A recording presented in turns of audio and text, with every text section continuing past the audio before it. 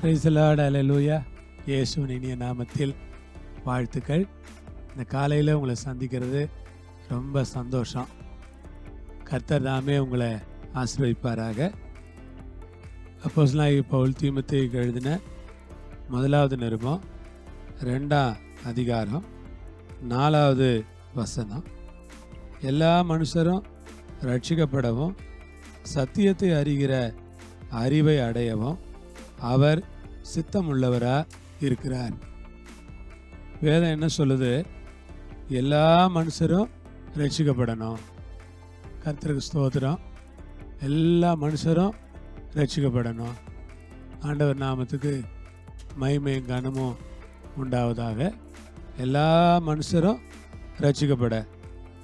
ஆமென்.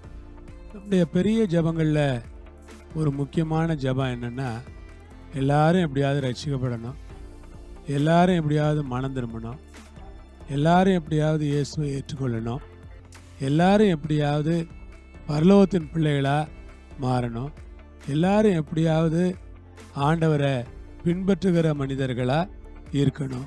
இது நம்முடைய பிரேயர். எல்லா மனுஷரும் ரட்சிக்கப்படணும். கர்த்தாவே, அதுதான்ப்பா எங்கள் விருப்பம் அப்படின்னு நம்ம சொல்கிறோம். எல்லா மனுஷரும் ரட்சிக்கப்படவும் சத்தியத்தை அறிகிற அறிவை அடையும். ஆமாம், கர்த்தருடைய பரிசுத்த நாமத்துக்கு ஸ்தோத்திரம். சத்தியத்தை அறிகிற அறிவை மக்கள் அடையணும். அது ரொம்ப முக்கியமானது. பாருங்கள், சத்தியத்தை அறிகிற அறிவை அடையணும். Praise the Lord.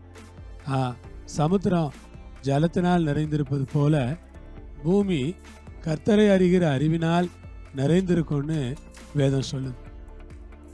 சத்தியத்தை அறிவிங்க, சத்தியம் உங்களை விடுதலையாக்கணும்னு இயேசப்பா சொல்கிறார். அப்போ சத்தியத்தை அறிகிற அறிவு. Praise the Lord. சத்தியத்தை அறிகிற அறிவில்லாதவங்க தப்பு செய்கிறாங்க.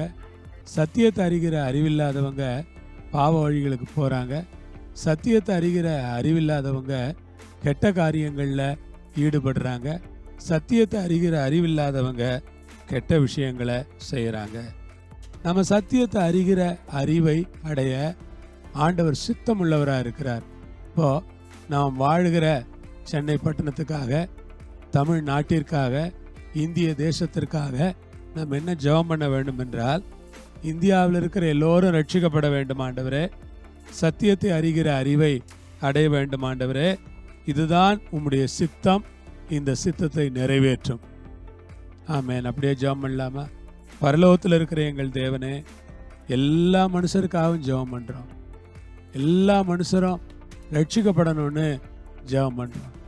எல்லா மனுஷரும் உம்மை ஏற்றுக்கொள்ளணும்னு ஜெபம் பண்ணுறோம்.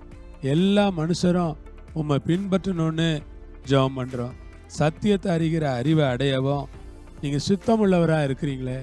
எல்லா மனுஷரும் சத்தியத்தை அறிகிற அறிவை அடையணும்னு நாங்கள் ஜெபம் பண்ணி உம்முடைய கரங்களில் ஒப்பு கொடுக்குறோம். பொறுப்பெடுத்துக்கொள்ளும், வழிநடத்தும், ஆசீர்வதியும், உம்முடைய சித்தத்தை நிறைவேற்றிக் கொள்ளும். இயேசுவின் நாமத்தில் ஜெபிக்கிறோம் பிதாவே. ஆமென்.